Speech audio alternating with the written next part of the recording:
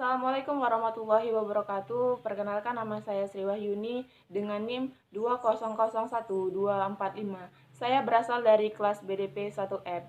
Channel saya kali ini membahas tentang tugas unsur-unsur hara, mikro dan makro pada tanaman beserta fungsinya dengan dosen pengampu Bu Sakia. Pertama yang kita ketahui adalah tanaman memerlukan makanan yang sering disebut dengan unsur hara tanaman. Berbeda dengan manusia yang menggunakan bahan organik. Tanaman menggunakan bahan organik untuk mendapatkan energi dan pertumbuhannya.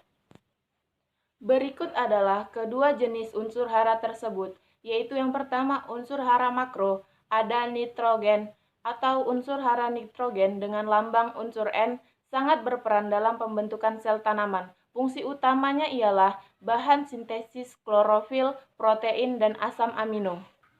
Yang kedua adalah fosfor atau P, merupakan komponen penyusun dari beberapa enzim, protein, ATP, RNA, dan DNA.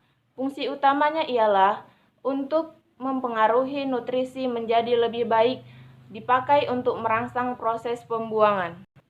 Yang selanjutnya ada unsur kalium atau K, berperan sebagai pengatur proses fisiologi tanaman seperti fotosintesis, akumulasi, translokasi, transportasi karbohidrat, membuka menutupnya stomata, dan mengatur distribusi air dalam jaringan atau sel. Yang selanjutnya ada magnesium atau Mg, merupakan aktivator yang berperan dalam transportasi energi beberapa enzim di dalam tanaman.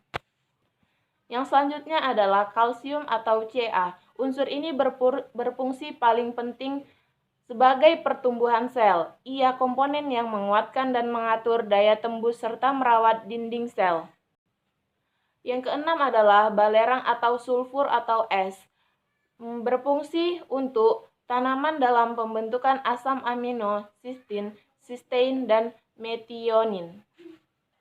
Dan yang selanjutnya adalah unsur hara mikro. Yang pertama ada boron atau B. Boron memiliki kaitan erat dengan proses pembentukan, pembelahan, dan dispersasi dan pembagian tugas sel. Hal ini terkait dengan perannya dalam sintesis RNA, bahkan dasar pembentukan sel. Yang kedua ada tembaga atau Cu. Fungsi penting dalam tembaga adalah aktivator dan membawa beberapa enzim. Dia juga berperan membantu kelancaran proses fotosintesis. Yang ketiga ada Seng atau Zinc atau Zn, hampir mirip dengan Mn dan Mg, sangat berperan dalam aktivator enzim pembentukan klorofil dan membantu proses fotosintesis. Yang keempat ada besi atau Ferro atau Fe. Besi berperan penting dalam proses pembentukan protein sebagai katalisator pembentukan klorofil.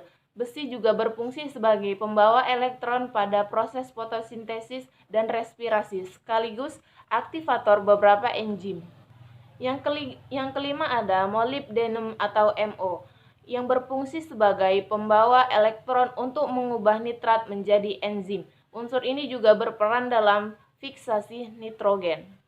Sedangkan yang keenam ada mangan atau Mn, yaitu berfungsi sebagai unsur makro yang dibutuhkan tanaman dalam jumlah yang tidak terlalu banyak. Selain itu, dia juga berfungsi sebagai aktivator beberapa enzim respirasi dalam reaksi metabolisme nitrogen dan fotosintesis.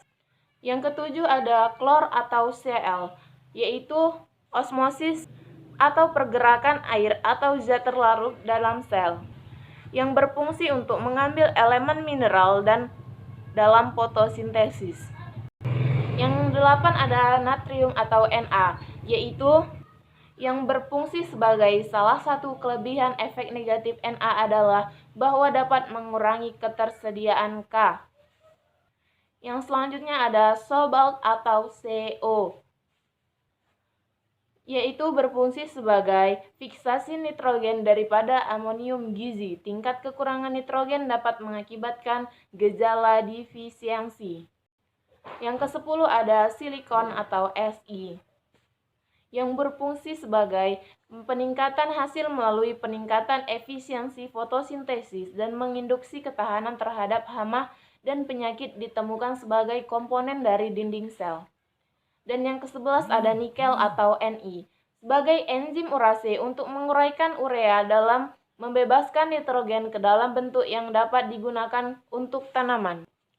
Baiklah, secara garis besar, tanaman atau tumbuhan memerlukan dua jenis unsur hara untuk menunjang pertumbuhan dan perkembangan yang optimal. Dua jenis tersebut adalah yang telah saya bacakan tadi, ada unsur hara makro dan unsur hara mikro. Mungkin cukup sekian tugas saya kali ini. Apabila ada kesalahan, saya mohon maaf. Yang sebesar-besarnya saya ucapkan terima kasih. Assalamualaikum warahmatullahi wabarakatuh.